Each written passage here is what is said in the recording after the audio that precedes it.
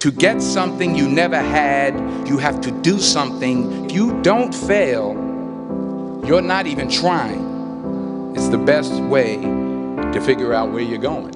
Every failed experiment is one step closer to success. You've got to take risks, and I'm sure you've probably heard that before, but I want to talk to you about why that's so important. I got 3 reasons, and you can pick up your iPhones.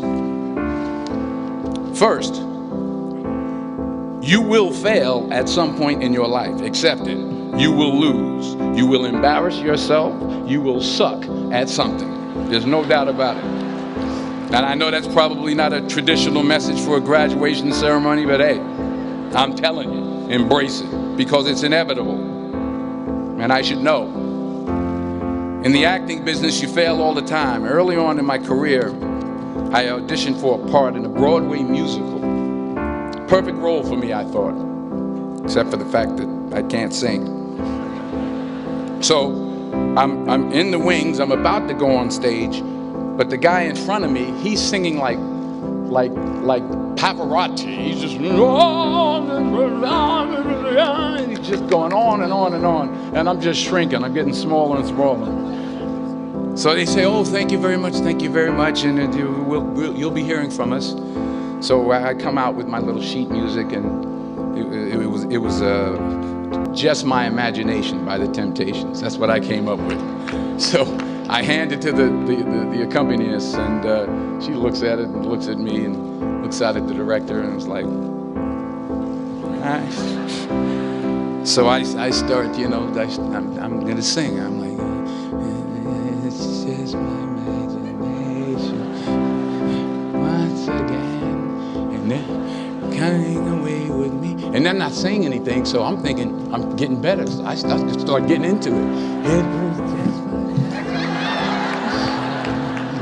running. They say, "Oh yeah, thank you very much, Mr. Washington. Thank you."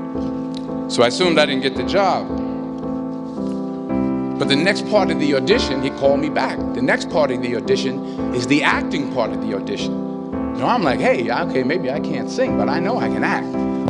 So they pair me with this guy, and again, I didn't know about musical theater. And musical theater is big, so they can reach everyone all the way in the back of the stadium. And I'm more from a realistic, naturalistic kind of acting where you actually talk to the person next to you. So I don't know what my line was. My line was, well, hand me the cup. And his line was, well, I will hand you the cup, my dear. The cup will be there to be handed to you. I said, oh, okay. Well, should I give you the cup back? Oh, yes, you should give it back to me, because you know that is my cup and it should be given back to me. I didn't get the job. But here's the thing. I didn't quit. I didn't fall back.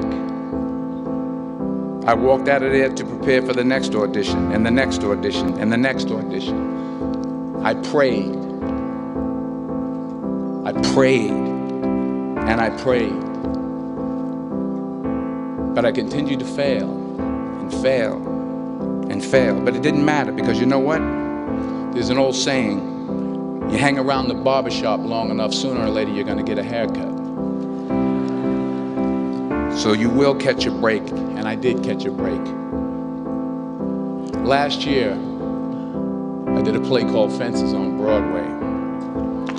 So someone talked about it. Won the Tony Award. And I didn't have to sing, by the way. But here's the kicker. It was at the Court Theater. It was at the same theater that I failed that first audition 30 years prior.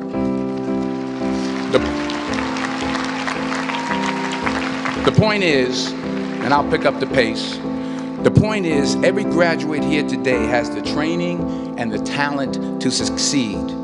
But do you have the guts to fail? Here's my second point about failure. If you don't fail, you're not even trying. I'll say it again. If you don't fail, you're not even trying. My wife told me this great expression. To get something you never had, you have to do something you never did. Les Brown's a motivational speaker. He made an analogy about this. He says, imagine you're on your deathbed, and standing around your deathbed are the ghosts representing your unfulfilled potential. The ghost of the ideas you never acted on. The ghost of the talents you didn't use. And they're standing around your bed, angry, disappointed, and upset. They say, we came to you because you could have brought us to life, they say. And now we have to go to the grave together. So I ask you today, how many ghosts are going to be around your bed when your time comes?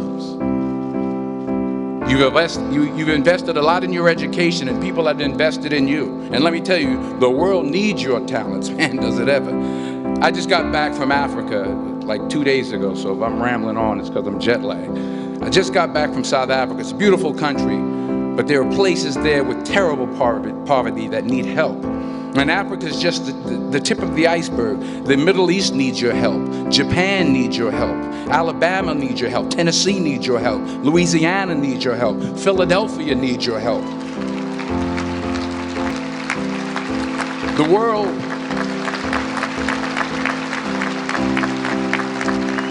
world needs a lot, and we need it from you. We really do. We need it from you young people. I mean, I'm not speaking for the rest of us up here, but I know I'm getting a little grayer. We need it from you, the young people, because remember this. So you got to get out there. You got to give it everything you got, whether it's your time, your talent, your prayers, or your treasures. Because remember this, you will never see a U-Haul behind a hearse.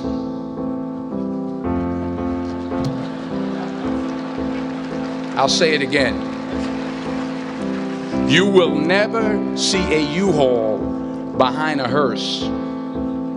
You can't take it with you. The Egyptians tried it, and all they got was robbed.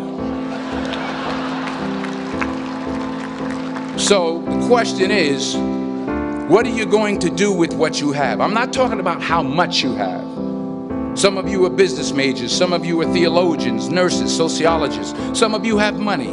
Some of you have patience. Some of you have kindness. Some of you have love. Some of you have the gift of long suffering. Whatever it is, whatever your gift is, what are you going to do with what you have? All right, now here's my last point about failure. Sometimes it's the best way to figure out where you're going. Your life will never be a straight path. I began at Fordham University as a pre-med student. I took a course called cardiac morphogenesis. I still can't say it. Cardiac morphogenesis. I couldn't read it. I couldn't say it. I sure couldn't pass it.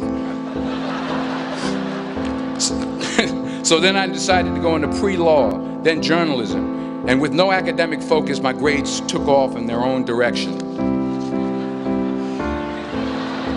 Yeah, down. I was a 1.8 GPA one semester, and the university very politely suggested that it might be better to take some time off.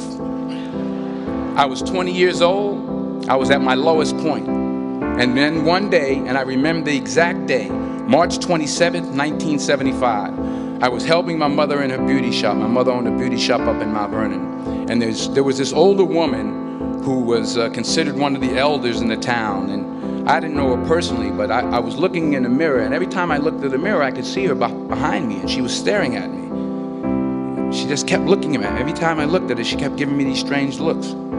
So she finally took the dryer off her head and she said something I'll never forget. First of all, she said, "Somebody give me a piece of paper. Give me a piece of paper." She said, "Young boy, I have a prophecy, a spiritual prophecy." She said, "You are going to travel the world and speak to millions of people." Now, mind you, I'm 20 years old. I'm flunked out of school. In fact, like a wise ass, I'm thinking to myself, maybe she's got something in that crystal ball about me getting back into school next fall. But maybe she was onto something, because later that summer, while working as a counselor at the YMCA camp in Connecticut, we put on a talent show for the campers. And after the show, another counselor came up to me and asked, "Have you ever thought about acting? You're good at that." So when I got back to Fordham that fall, I got in and I changed my major once again for the last time. And in the years that followed, just as that woman prophesied, I have traveled the world and I have spoken to millions of people through my movies. Millions who up till this day couldn't see me, who up till this day I couldn't see while I was talking to them, and they couldn't see me, they could only see the movie.